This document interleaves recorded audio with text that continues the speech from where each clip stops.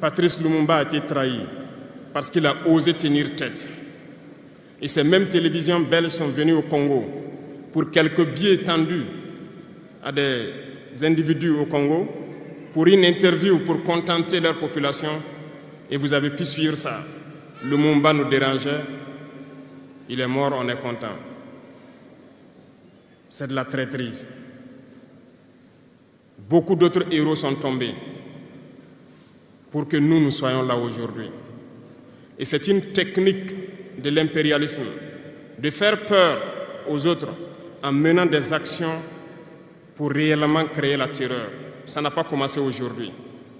Je vous prendrai l'exemple d'un guerrier qui s'est battu, Victor Biakaboda. Lisez, vous comprendrez. Il est issu d'une famille de chefs, pas de la chefferie donnée par le colon. Il était un enfant digne. Il a fait ses études au Sénégal. Il est venu médecin en Guinée. Et lorsque le RDA a été créé, il a rejoint la Côte d'Ivoire pour mener le combat contre les impérialistes, contre les envahisseurs, contre le colon. Il a essayé d'organiser la société ivoirienne. Partout, les gens ont commencé à porter la voix. Il y avait en son temps un général Péchou qui a fait massacrer les populations ivoiriennes pour que jamais cet esprit de liberté ne puisse germer.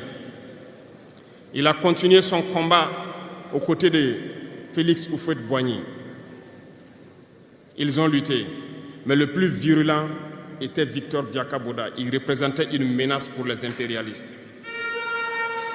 Qu'ont-ils fait?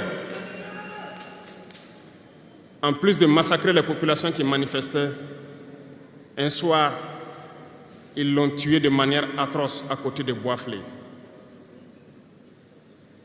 Quelques heures après, lorsque les populations de Dimbokro ont entendu l'assassinat, ils ont marché, ils ont manifesté, ils ont été massacrés par l'armée coloniale.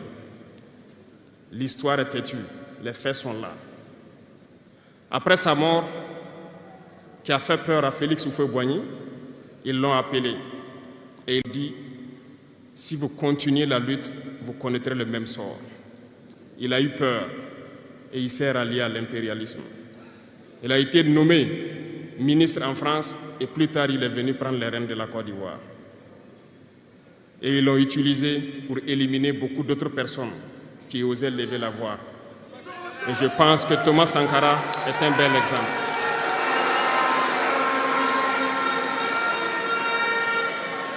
Si vous avez peur, vous serez lâche et vous serez traître.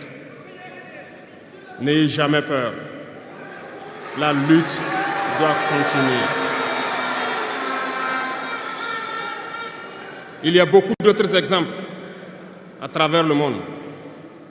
Et il y a ce phénomène qu'ils ont aussi utilisé depuis belle lurette et qu'ils continuent d'utiliser. Voyez-vous, certains individus, par exemple, se sont retrouvés dans d'autres pays et créé, soi-disant, un gouvernement parallèle au gouvernement du Mali. Vous avez entendu cette histoire. Ce n'est qu'une technique qui a existé dans le temps. Je vais vous prendre l'exemple de Ahmed Chalabi, l'Irak. Ce professeur de mathématiques qui a même été dans le gouvernement irakien a été récupéré par les impérialistes et il a formé ce semblant de gouvernement parallèle à l'Irak, aux États-Unis. Et on l'a utilisé pour être donc le mouton de sacrifice. Parce que c'est à lui qu'on a dit de prononcer publiquement que Saddam Hussein développait des armes de destruction massive. Et il l'a fait. Ils l'ont utilisé. Et cet alibi a été utilisé pour tuer des millions d'enfants en Irak et détruire l'Irak. Et vous savez quel a été le sort de Chalabi? Un soir, après une interview, dans l'interview, il disait même qu'il sait que la CIA est sur son dos. Quelques heures après, il a été retrouvé mort dans son lit, mort de crise cardiaque. Si vous trahissez, vous aurez des fins macabres. C'est ainsi. L'impérialisme n'a pas d'amis.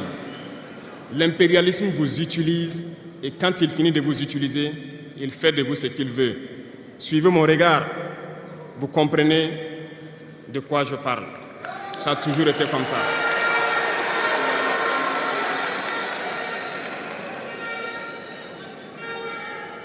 Le troisième vice, c'est l'incompétence. L'incompétence est un phénomène très dangereux qu'ils ont utilisé pour détruire la société africaine. Dans nos administrations, il y a beaucoup d'incompétence. Reconnaissons-le. Les incompétents ont beaucoup de place à côté de l'impérialisme. Parce que les incompétents peuvent plomber le développement d'un pays. Les incompétents peuvent vous amener à douter de vous. Les incompétents aiment la facilité. Les incompétents aiment tout pour eux seuls. Les incompétents n'aiment pas ceux qui sont compétents. Ils n'aiment pas ceux qui innovent, ceux qui cherchent. Les incompétents sont dangereux. Lorsque vous êtes éclairé, l'incompétent ne vous aime pas. Lorsque vous voulez innover, l'incompétent ne vous aime pas.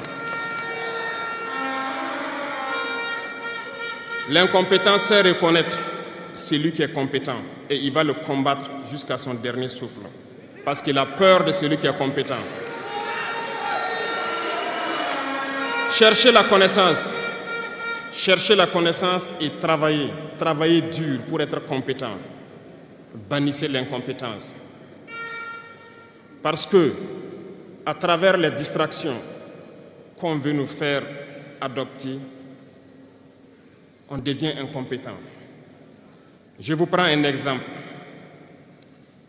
Les réseaux sociaux sont les lieux de publication des informations aujourd'hui. Les gens s'informent à travers Internet et beaucoup de choses. Un jeune qui publie sur les réseaux sociaux un article sur sa ferme ou un projet agricole ou un projet scientifique, je suis jeune, je connais les termes. Il n'aura pas peut-être 1000 vues. Mais un jeune qui publie sur des futilités, il a des millions de vues.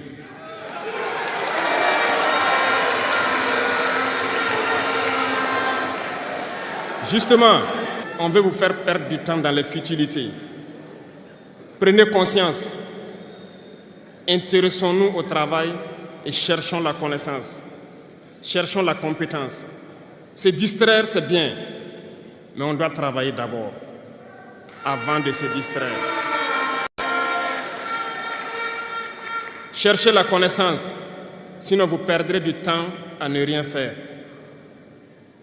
Et la jeunesse, c'est l'époque, c'est la période où il faut exploiter son temps à bon escient. Les impérialistes le savent. Voilà pourquoi ils vont multiplier tout ce qui est événement de distraction. Ils vont multiplier tout ce qui est événement qui peut vous détourner du travail pour que vous soyez des incompétents. Et en ce moment, quand vous êtes endormis, on choisit les incompétents pour diriger.